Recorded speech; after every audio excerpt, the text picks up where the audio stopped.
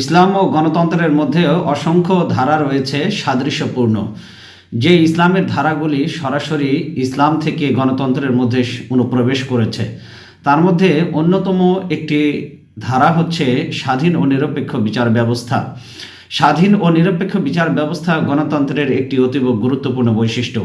গণতন্ত্র রাষ্ট্রের সকল নাগরিকের সামাজিক ও রাজনৈতিক অধিকার সংরক্ষণ করে এবং স্বাধীন বিচার ব্যবস্থার মাধ্যমে তা প্রয়োগ করে। ইসলামী রাষ্ট্র ব্যবস্থায় বিচার বিভাগকে শাসন বিভাগের প্রভাব থেকে সম্পূর্ণরূপে মুক্ত করার নির্দেশ রয়েছে। আল্লাহর আইনকে তার বান্দাদের ওপর জারি করাই হচ্ছে বিচারকের কাজ। তিনি আদালতের আসনে খলিফার প্রতিনিধি হয়ে বসবেন না, বস্তুত তিনি আল্লাহর প্রতিনিধি হিসেবে সেখানে সমাসীন হবেন। এ কারণে ইসলামে আদালতের সীমার মধ্যে স্বয়ং খলিফার পদমর্যাদাও কোনো গুরুত্ব থাকে না। ইসলামের প্রথম খলিফা সৈয়দনা আবু বকর রাদিয়াল্লাহু তাআলা আনহুর খিলাফতকালে ওমর রাদিয়াল্লাহু তাআলা আনহু ছিলেন প্রধান বিচারক। তিনি সম্পূর্ণ স্বাধীন ও নিরপেক্ষভাবে তার দায়িত্ব পালন করতেন। এ ব্যাপারে তিনি আবু বকর রাদিয়াল্লাহু তাআলা আনহুর মতকে বিশেষ গুরুত্ব দিতেন না এবং আবু বকর রাদিয়াল্লাহু তাআলা আনহু তার বিচার কার্যের মধ্যে কোনরূপ হস্তক্ষেপ করতেন না। একবার দুজন লোক এসে আবু বকর রাদিয়াল্লাহু তাআলা আনহু এর কাছে ওমর রাদিয়াল্লাহু তাআলা আনহু এর বিরুদ্ধে অভিযোগ করে। তখন সাইয়েদনা আবু বকর রাদিয়াল্লাহু তাআলা আনহু অত্যন্ত বলিষ্ঠ কণ্ঠে তাদেরকে বলেন, লা আজিদু শাইআন রাদ্দাহু উমর, আমি নতুনভাবে এমন কিছু করতে পারবো না যা উমর রাদিয়াল্লাহু তাআলা আনহু বাতিল করে দিয়েছে, প্রত্যাখ্যান করে দিয়েছেন। কাজী শুরাহ ইবনে হারিস রাদিয়াল্লাহু তাআলা আনহু সাইয়েদনা উমর ও আলী রাদিয়াল্লাহু তাআলা আনহু এর আমলে কুফার বিচারক নির্বাচিত হন। নিরপেক্ষ বিচার ছিল এই শুরাহ ইবনে হারিসের একটি বিশেষ গুণ ছিল যে তিনি নিরপেক্ষ বিচার ব্যবস্থার রূপকার। বিচারের ক্ষেত্রে তিনি না খলিফা ওমর রাদিয়াল্লাহু তাআলা আনহুকে পরোয়া করতেন আর না আলী রাদিয়াল্লাহু তাআলা আনহুকে। বর্ণিত আছে, একবার খলিফা আলী রাদিয়াল্লাহু তাআলা আনহু তার আদালতে একটি বর্মের দাবি নিয়ে ইয়াহুদীদের বিরুদ্ধে মোকদ্দমা দায়ের করেছিলেন। এই বিচারে খলিফা আলী রাদিয়াল্লাহু তাআলা আনহু এর পক্ষে সাক্ষী ছিলেন হাসান ও হোসাইন রাদিয়াল্লাহু তাআলা আনহু। তারা দুজনেই তার পুত্র হওয়ার কারণে তাদের সাক্ষ্য গ্রহণ না করে কাজী শুরাইহ রাদিয়াল্লাহু তাআলা আনহু ইয়াহুদীর পক্ষে রায় দিয়েছিলেন। ঘটনা দেখে ইয়াহুদী চিৎকার করে বলে উঠল, কাজী সাহেব, আপনি আমিরুল মুমিনিনের বিরুদ্ধে ফয়সালা দিলেন আর তিনি বিনা বাক্যে তা মেনে নিলেন। বাস্তবিকই আপনাদের দিন ইসলাম সত্য। এ কথা বলে তিনি ইসলাম ধর্ম গ্রহণ করে ফেললেন। হযরত আলী রাদিয়াল্লাহু তাআলা আনহু তার ইসলাম কবুল করায় এতটা বেশি আনন্দিত হলেন যে তিনি তার বর্মটি তাকে দিয়ে দিলেন। এই ছিল সেই বিচার বিভাগের স্বাধীনতা ও নিরপেক্ষতার একটি উজ্জ্বল দৃষ্টান্ত যা দুনিয়ার সামনে ইসলাম পেশ করেছিল। গণতন্ত্রের অন্যতম একটি বৈশিষ্ট্য আইনের শাসন। আইনের প্রাধান্যই সব কিছুর ঊর্ধ্বে। ছোট বড়, উঁচু নিচু, ধনী দরিদ্র নির্বিশেষে সবাইকে আইনের অনুশাসন মেনে চলতে হয়। সরকারি দল আইনের ইচ্ছামতো প্রয়োগ করতে পারে না। কোনো ব্যক্তিকে বিনা বিচারে আটক রাখা বা আইনের অনুশাসন ছাড়া কাউকে শাস্তি দেওয়া যাবে না। ইসলামী সরকারের মূল দায়িত্ব হলো সমাজে আইনের শাসন প্রতিষ্ঠা করা। শত্রু মিত্র, আত্মীয় অনাত্মীয়, শাসক শাসিত নির্বিশেষে রাষ্ট্রের সকল নাগরিকের জন্য আইনের বিধান সমানভাবে প্রযোজ্য হবে। আল্লাহ সুবহানাহু ওয়া তাআলা তিনি বলেন, ইয়া আইয়ুহাল্লাযীনা আমানু কুনু কাওয়ামিনা বিল কিসত শুহাদা লিল্লাহ, হে ঈমানদারগণ, তোমরা ন্যায়ের উপরে প্রতিষ্ঠিত থাকো। কুনু কাওয়ামিনা বিল কিসত, ন্যায়ের উপরে প্রতিষ্ঠিত থাকো। শুহাদা লিল্লাহ, আল্লাহর হস্তে ন্যায়সঙ্গত সাক্ষ্য দান করো। ওয়ালাউ আলা আনফুসিকুম, তাতে তোমাদের নিজেদের, আবিল ওয়ালিদাইন বা পিতামাতার, অল আকরাবিন বা নিকট আত্মীয় স্বজনের যদিও ক্ষতি হয়, তবুও তোমরা ন্যায় বিচারের উপরে প্রতিষ্ঠিত থাকো। এই আয়াত থেকে জানা যায় আইনের শাসন ও ন্যায় প্রতিষ্ঠার ক্ষেত্রে নিজের পিতামাতা, নিজের আত্মীয় স্বজনের কোনোরূপ তোয়াক্কা করা যাবে না। যদি ন্যায় বিচার তাদের বিরুদ্ধে যায় তবে তাতেই কায়েম থাকতে হবে। রাসূলুল্লাহ সাল্লাল্লাহু আলাইহি ওয়াসাল্লাম বলেছেন, আকিমু হুদুদাল্লাহি ফিল করিবি ওয়াল বাঈদ, তোমরা আত্মীয় অনাত্মীয় নির্বিশেষে সকলের ক্ষেত্রে আল্লাহর দ্বন্দ্ববিধি কায়েম করো। ওয়ালা তাখুযুকুম ফিল্লাহি লাউমাতু লাইমিন, নবীজি সাল্লাল্লাহু আলাইহি সাল্লাম বলেছেন, এ ব্যাপারে তোমরা কারো কোনো ভৎসনার পরোয়া করো না, আত্মীয় অনাত্মীয় নির্বিশেষে সকলের ক্ষেত্রে আল্লাহর দ্বন্দ্ববিধি কায়েম করো।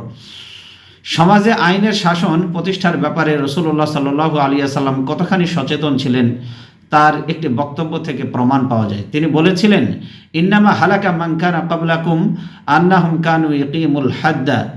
তিনি বলেন, ইন্নামা হালাকা মান কানা ক্বাবলাকুম, তোমাদের পূর্বে যে সমস্ত জাতি ধ্বংস হয়েছে তাদের মূল কারণটাই, ধ্বংস হওয়ার মূল কারণটাই ছিল আন্নাহুম কানু ইয়াকিমুনাল হাদ্দা আলাল ওয়াদি', তারা এই জন্য ধ্বংস হয়েছে যে সাধারণ মানুষের মধ্যে কেউ অপরাধ করলে তারা আইন অনুযায়ী শাস্তি দিত। ওয়ায়াতরুকুনা শরীফা ওয়াল্লাযী নাফসি বিয়াদিহি লাউ আন্না ফাতিমাতা ফাআলতু যালিকা লাকাতাতু ইয়াদাহা। নবীজি সাল্লাল্লাহু আলাইহি ওয়াসাল্লাম বলেন যে সাধারণ মানুষের মধ্যে কেউ অপরাধ করলে তো তাকে শাস্তি দেওয়া হতো, কিন্তু সম্ভ্রান্ত লোকদের মধ্যে কেউ যদি অপরাধ করত তাহলে তাকে কৌশলে পার করিয়ে দিত, তাকে কৌশলে পার করে দেওয়া হতো। নবীজি সাল্লাল্লাহু আলাইহি ওয়াসাল্লাম বলেন, ওয়াল্লাযী নাফসি বিয়াদিহি, সেই সত্তার কসম যার হাতে মুহাম্মদ সাল্লাল্লাহু আলাইহি ওয়াসাল্লামের জীবন, লাউ আন্না ফাতিমাতা ফাআলাত, অন্য বর্ণনায় এসেছে সারাকাত যালিকা লাকাতাতু ইয়াদাহা। নবীজি সাল্লাল্লাহু আলাইহি ওয়াসাল্লাম বলেন, আমার মেয়ে ফাতেমা, আল্লাহর কসম যার হাতে মুহাম্মদ সাল্লাল্লাহু আলাইহি ওয়াসাল্লামের জীবন, আমার মেয়ে ফাতেমাও যদি চুরি করত তবে অবশ্যই আমি তার হাত কেটে ফেলে দিতাম। খোলাফায়ে রাশিদুন রাদিয়াল্লাহু তাআলা আনহু এর আমলে যে আইনের শাসন কায়েম হয়, এক কথায় তা ছিল নজিরবিহীন। বর্ণিত রয়েছে, একটি বর্ণনায় পাওয়া যায়, খলিফা সৈয়দনা উমর রাদিয়াল্লাহু তাআলা আনহু এর সময় একবার মক্কা শরীফে হজ উপলক্ষে সকল প্রদেশের গভর্নর উপস্থিত হন। আমিরুল মুমিনিন ওমর রাদিয়াল্লাহু তাআলা আনহু নিয়ম মাফিক ঘোষণা দিলেন, গভর্নর ও অফিসারদের বিরুদ্ধে কারো কোনো অভিযোগ থাকলে পেশ করুন। উপস্থিত সকল জনতাকে লক্ষ্য করে তিনি এই ঘোষণা দিলেন। এই ঘোষণা শুনে একজন অমুসলিম দাঁড়িয়ে বলল, আমিরুল মুমিনিন, আপনার মিশরের গভর্নর আমর ইবনুল আস রাদিয়াল্লাহু তাআলা আনহু বিনা অপরাধে আমাকে 100টি কোড়া মেরেছে। আমিরুল মুমিনিন জিজ্ঞাসা করলেন, আমর ইবনুল আস, এ ব্যক্তি কি সত্য বলছে? তিনি স্বীকারোক্তি দিলেন, হ্যাঁ আমিরুল মুমিনিন, তিনি সত্য বলেছেন। এবার সাইয়্যিদনা ওমর রাদিয়াল্লাহু তাআলা আনহু ইহুদি ব্যক্তিকে বললেন, তুমি কি এর পরিবর্তে তাকে 100টি কোড়া মারতে চাও? সে বলল, আমিরুল মুমিনিন, অবশ্যই আমি তাকে 100টি কোড়াই মারতে চাই।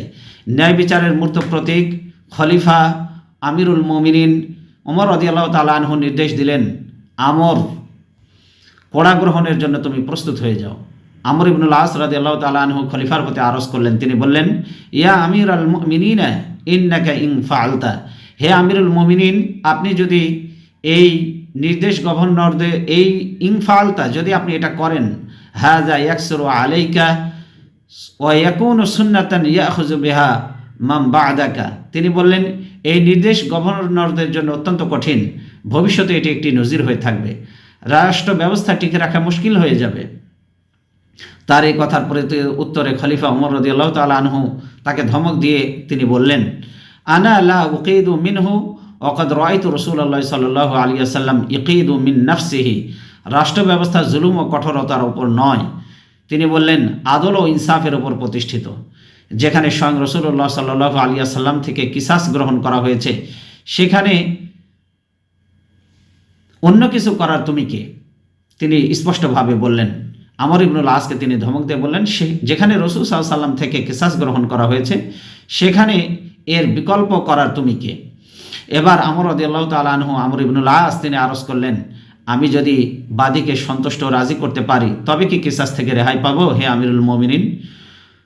আমিরুল মুমিনিন ওমর রাদিয়াল্লাহু তাআলা আনহু বললেন, হ্যাঁ, ব্যক্তি যদি, এই ব্যক্তি যে অপরাধ তোমার বিরুদ্ধে এলিগেশনস, অপরাধের মামলা দায়ের করেছে, যদি এ ব্যক্তি তোমাকে ক্ষমা করে দেয় তবেই তুমি শাস্তি থেকে রেহাই পেতে পারো।